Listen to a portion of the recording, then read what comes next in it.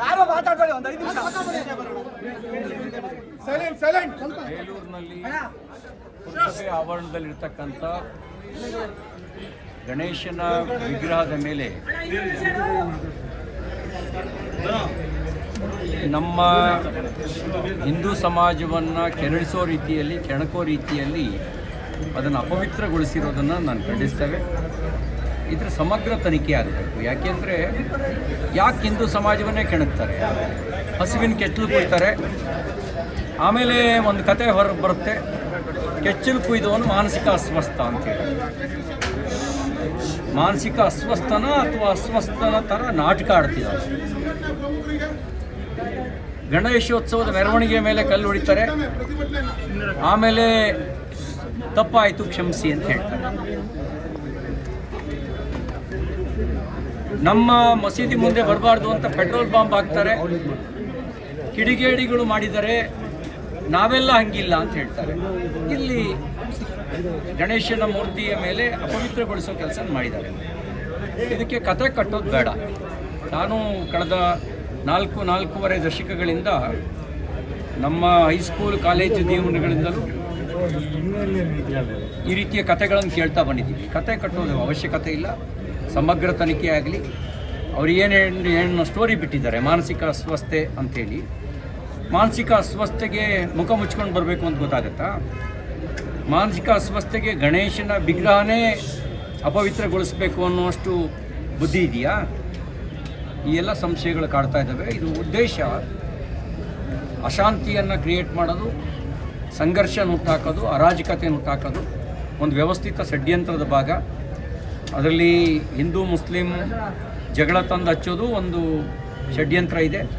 ಇದ್ರ ಜೊತೆಗೆ ಜಾತಿ ಜಗಳ ತಂದು ಹಚ್ಚೋದು ಕೂಡ ಷಡ್ಯಂತ್ರ ಇದೆ. ಬೇರೆ ಬೇರೆ ವಿಷಯ ಇಟ್ಕೊಂಡು ಪ್ರಾದೇಶಿಕತೆ ಹೆಸರಿನಲ್ಲಿ, ಭಾಷೆ ಹೆಸರಿನಲ್ಲಿ, ರೈತರ ಹೆಸರಿನಲ್ಲಿ, ಬೇರೆ ಬೇರೆ ಹೆಸರಿನಲ್ಲಿ ಅರಾಜಕತೆ ಹುಟ್ಟಾಕಿ ಸರ್ಕಾರವನ್ನೇ ಬುಡಮೇಲು ಮಾಡಬೇಕು ಅನ್ನುವಂಥ ಒಂದು ಷಡ್ಯಂತ್ರ ನಡೆದಿದೆ. ಆ ಷಡ್ಯಂತ್ರಕ್ಕೆ ದೇಶಿ ಮತ್ತು ವಿದೇಶಿ ರಾಷ್ಟ್ರ ವಿರೋಧಿ ಶಕ್ತಿಗಳು ಕೈ ಜೋಡಿಸಿದ್ದಾವೆ.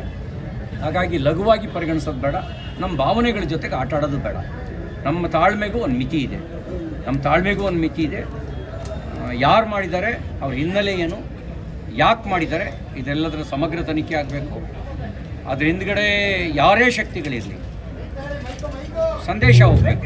ಇಂಥದನ್ನು ಸಹಿಸ್ಕೊಳ್ಳೋದಿಲ್ಲ ಅನ್ನೋಂಥ ಸಂದೇಶ ಹೋಗಬೇಕು. ಅದಕ್ಕಾಗಿ ತಕ್ಷಣ ಸಬೂಬ್ ಹೇಳದೆ, ಕತೆ ಕಟ್ಟದೆ ಕ್ರಿಯಾನ್ಮುಖರಾಗಬೇಕು ಅಂತ ನಾನು ಆಗ್ರಹಿಸ್ತೇನೆ. ಈ ವಿಷಯದಲ್ಲಿ ನಮ್ಮ ತಾಳ್ಮೆ ಇಲ್ಲ. ನಾವಿನ್ನು ಸಹಿಸಿಕೊಳ್ಳುವಂಥ ಮಾತೂ ಇಲ್ಲ.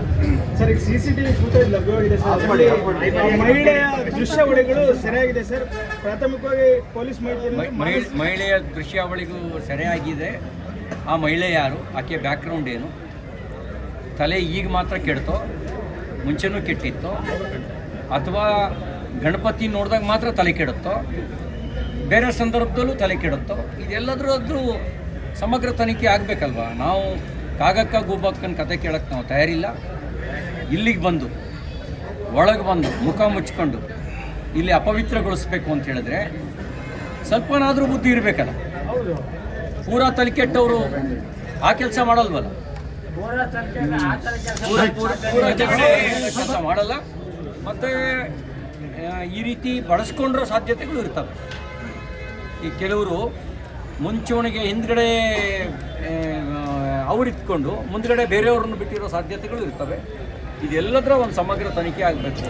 ಅದಕ್ಕೆ ನಾನು ಪೊಲೀಸ್ ಇಲಾಖೆಗೆ ಆಗ್ರಹ ಮಾಡ್ತಾನೆ, ಸಮಗ್ರ ತನಿಖೆ ನಡೆಸಿ.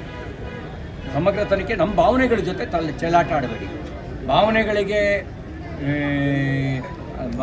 ಬೆಲೆ ಕೊಡದೇ ಇದ್ದರೆ, ಭಾವನೆಯನ್ನು ಗೌರವಿಸದೇ ಇದ್ದರೆ ಏನಾಗುತ್ತೆ ಅನ್ನೋದನ್ನು ಬ್ರಿಟಿಷ್ ಇದ್ದಾಗಲೇ ಅನುಭವಿಸಿದ್ದಾರೆ. ಹಾಗಾಗಿ ನಮ್ಮ ಭಾವನೆ ಜೊತೆಗೆ ಚೆಲ್ಲಾಟ ಆಡಬೇಡಿ. ಇದ್ರ ಜೊತೆ ಒಂದು ಸಮಗ್ರ